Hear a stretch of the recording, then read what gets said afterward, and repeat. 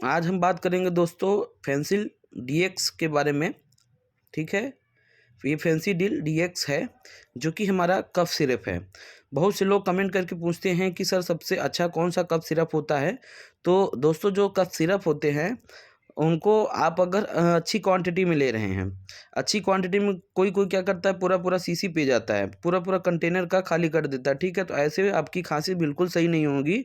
आपको क्या करना है दोस्तों, अभी मैं इस दवा के बारे में बताता हूँ, फिर कैसे आपको एडमिनिस्टर करना है उसके बारे में भी मैं आप सभी को बताऊँगा।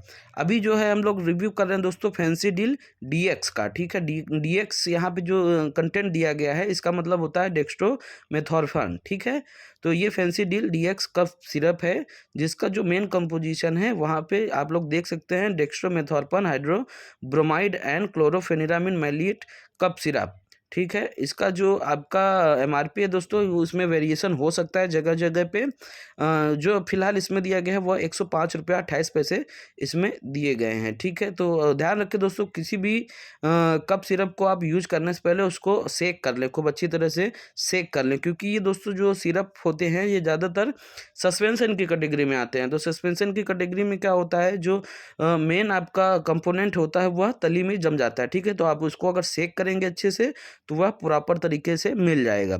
अब इसमें दिया गया है कि यह जो है शेड्यूल जी प्रिस्क्रिप्शन के कैटेगरी का ये ड्रग है। ठीक है, इसमें कॉशन दिया है it is dangerous to take preparation except under medical supervision. इसका मतलब ये कहा गया है कि यह शेड्यूल जी की कैटेगरी में ड्रग में आता है।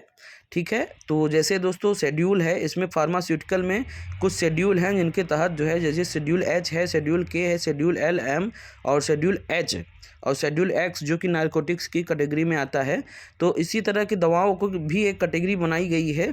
तो यह शेड्यूल जी ड्रग है। ठीक है, शेड्यूल जी की कैटेगरी का ड्रग है जिसको अपने खुद से नहीं लेना है, यानी ठीक है, इसमें जो है एक मेडिकल सुपरविज़न में आपको इस दवा का इस्तेमाल करना है।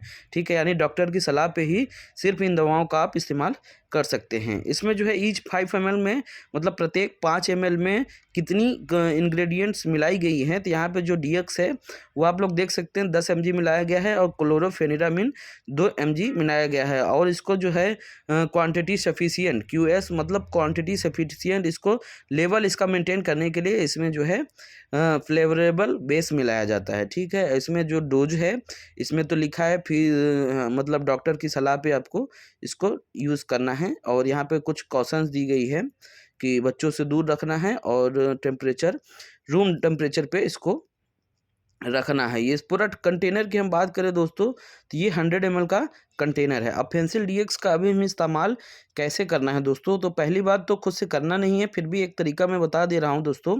इसको दिन में 3 बार लेना चाहिए। अगर आपको खांसी ज़्यादा आ रही है तो आप इसको दिन में 3 बार ले सकते हैं। ये एबॉट कंपनी के द्वारा बनाया गया है। तो इसको आप लोग 3 बार लेना है और क्वांटिटी आपको 5 ml से ज़्यादा नहीं रखनी है। ठीक है, और जब आप कफ सिरप का इस्तेमाल करें, जब भी करें तो उसके कुछ देर तक यानी 20 से 25 मिनट तक आपको कुछ भी नहीं खाना है। ध्यान रहे दोस्तों, किसी भी कफ सिरप का इस्तेमाल करने के लिए आप इसका जो है क्वांटिटी लीजिए। आप यहाँ पे देख सकते हैं इसमें पैरामीटर्स बनाए गए हैं।